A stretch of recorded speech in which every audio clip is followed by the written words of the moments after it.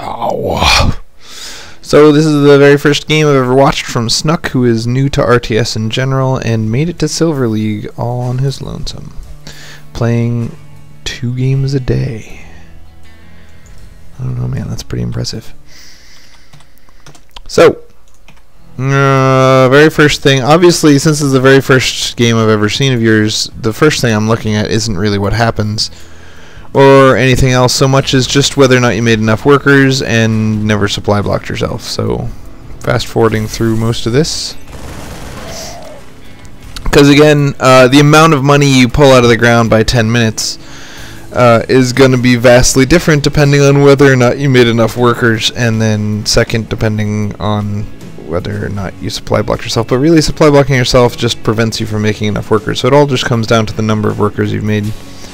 And then after you've gotten all the money you can possibly get, the next question is whether or not you spent it, and then finally, only after that, comes the question of whether you spent it on the right stuff.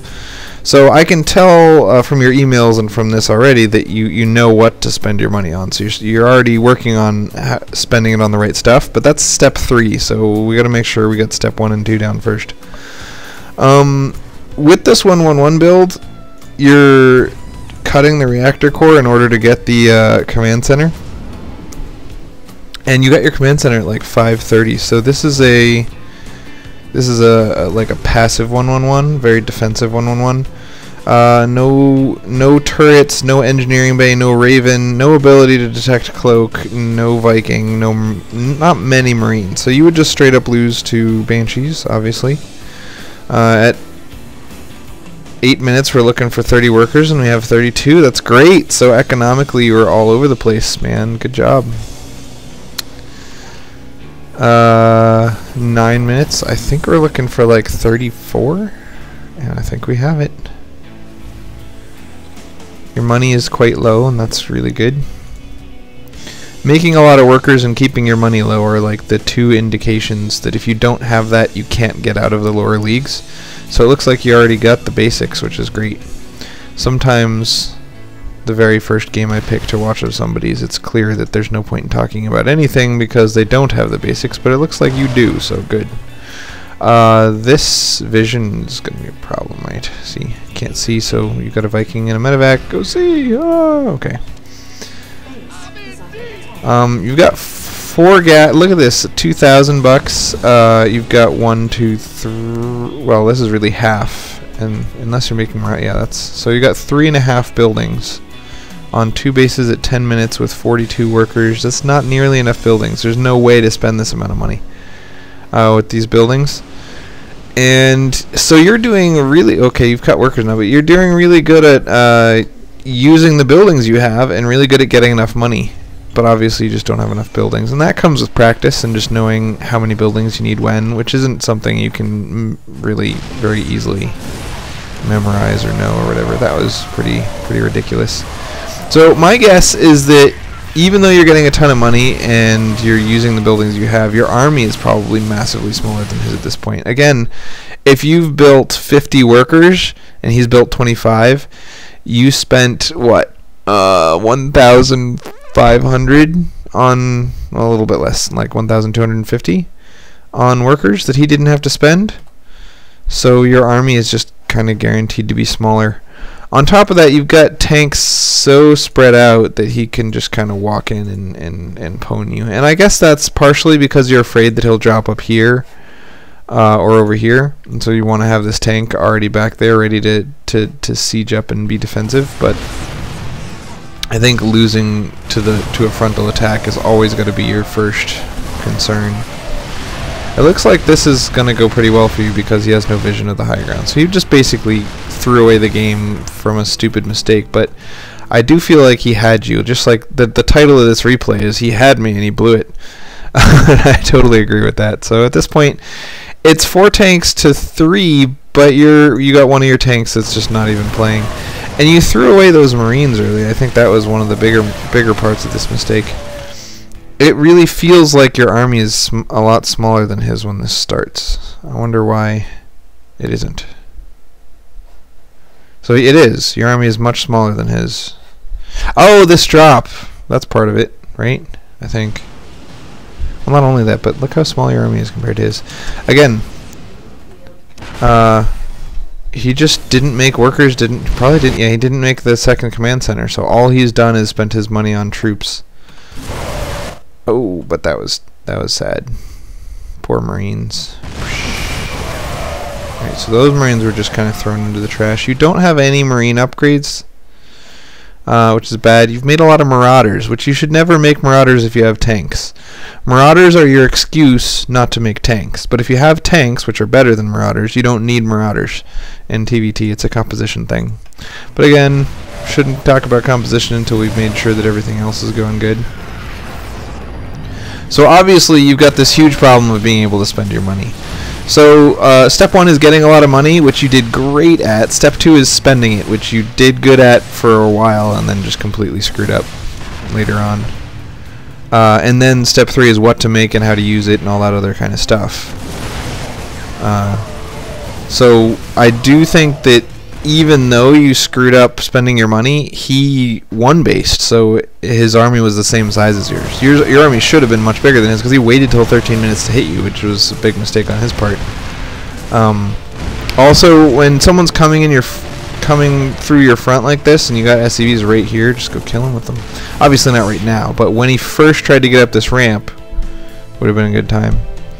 Lots of idle SCVs. You really got to get used to staring at this thing, and one trick that I use to remember to stare at this thing is that this is the button I use to make supply depots every 30 seconds. So every 30 seconds I'm looking at this button and to make a supply depot. So if it ever says anything other than 1, then I'm going to notice within at least or at most 30 seconds. So that's important. You notice how I said in my initial email, you said that you don't want to learn how to one base because you like to go for like a 7-minute expansion and transition into a good late game, and that you feel really comfortable with your late game and blah blah blah. But look at this. Your early game is impeccable, but you chose a build that isn't good until your late game. So, well, okay, your early game isn't impeccable. Economically, it's very good. So you're basically sacrificing army in order to get a combination of economy and tech, right? There's 3 things: economy, tech, army. You can only have one of them really well, or 2 of them okay. But if you get all 3, you're completely doomed. So you basically completely cut army in order to get siege tech, siege mode, and air units, and a command center, and all this stuff. So your army at 8 minutes, the benchmark is 2,000, and you've got, let's see, 100 plus 200 is 1,400. So you're 600 behind benchmark, and that's not surprising because you spent 550 on this command center. So that's fine, and you're gonna turtle with it, and that's exactly what you want to do. This is a valid build, and it's a good build. But I think that you've chosen a build that requires you to be really good at spending money, the huge amount of money you can get on 2 bases later on, and I feel like you're keeping your money low in this early portion of the game, but as soon as your income gets above a certain point, you're just you're not able to keep up anymore. And then on top of that, when you see him and you have to fight, like right now, as soon as you see the bad guy come through, you're keeping your money, it's actually quite high already before you've even seen him. It's up to 1,000, but as soon as you see him, now it's going to go up to 2,000, 3,000. So I don't think that I think that until you can keep your money low all game long on a build like the one that he's doing, there's no point in trying to get better at a build like the one that you're doing.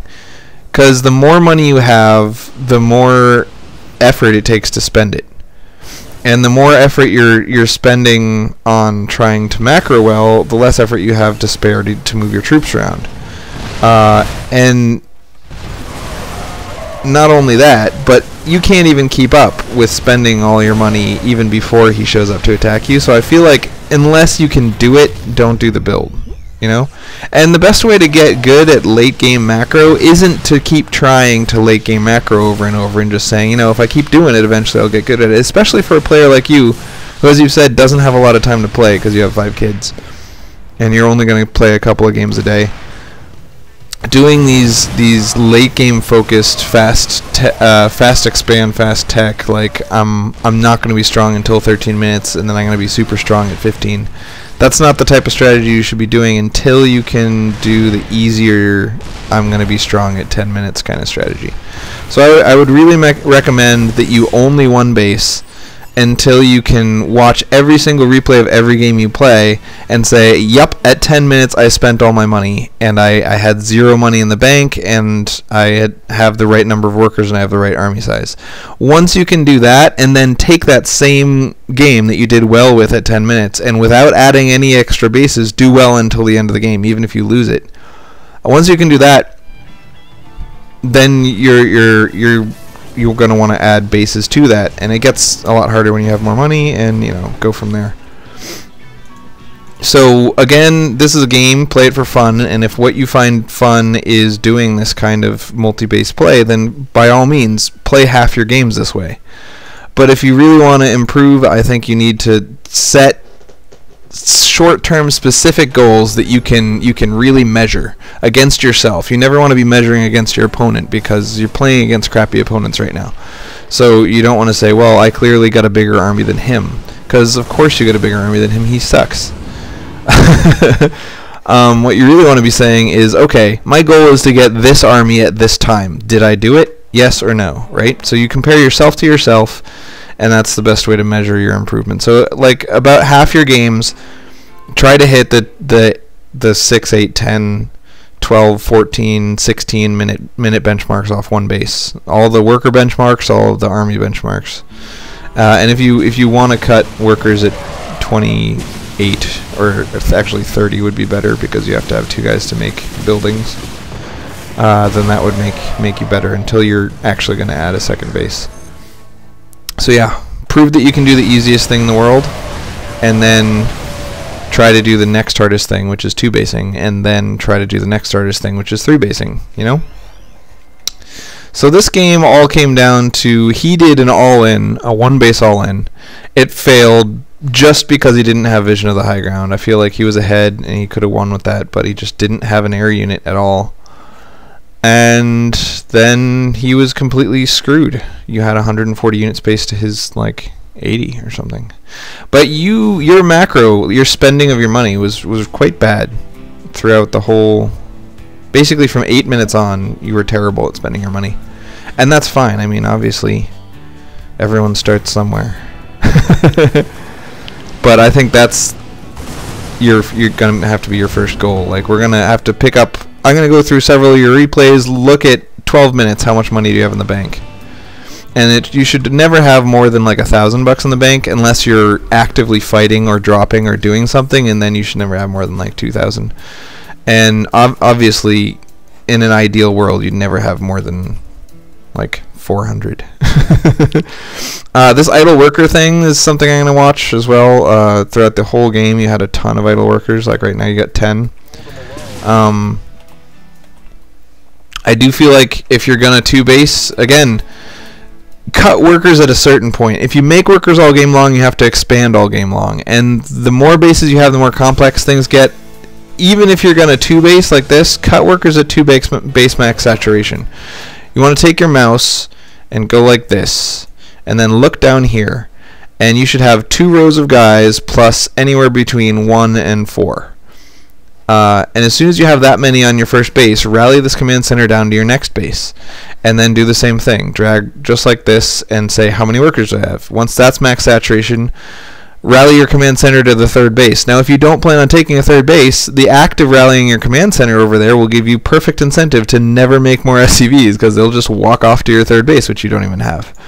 And if you do get a 3rd base, then now your guys are going to walk over there. But that means, if you do your saturation that way, first saturate your main, then second saturate your natural, and then third saturate your 3rd, you'll never have to worry about where you should be, whether or not your workers are in the right place, and transferring workers from one place to another when you oversaturate and all that kind of stuff. And it also makes it very obvious when you've reached max saturation, because otherwise, like I'm saying, you should cut workers at 52 because that's max saturation on 2 bases. Well, how do I know if I have 52 workers, Ben? The answer is, it'd take forever to go through like this and count all your workers and say, well, let's see, 1 page, 2 pages. That's not how you want to do it. You just want to go blip and then bloop, and now you know that this base is done, that base is done. And the cool thing about that also is that you can say, hey, is my main fully saturated? Bloop and check. And then go back and do stuff, and then much later when you have free time again, say, okay, is my natural fully saturated? Yep, okay. So it's much better than trying to actually count to 52, which would never work out. So yeah, this game doesn't have anything else to teach us. Basically what it's told us is that you are great at pulling money out of the ground. You have an idle worker problem, and you are bad at spending your money, simply because you didn't make enough buildings. And it also showed me that you have really actually quite good unit control, unit positioning, understanding of what units to make and where to put them and that kind of stuff, which is kind of surprising but great. I want to go into the U folder. Is there a U folder? Where is it? I guess it doesn't show up in here. That's a shame. That means I have to close this. Here, I'll start a new video.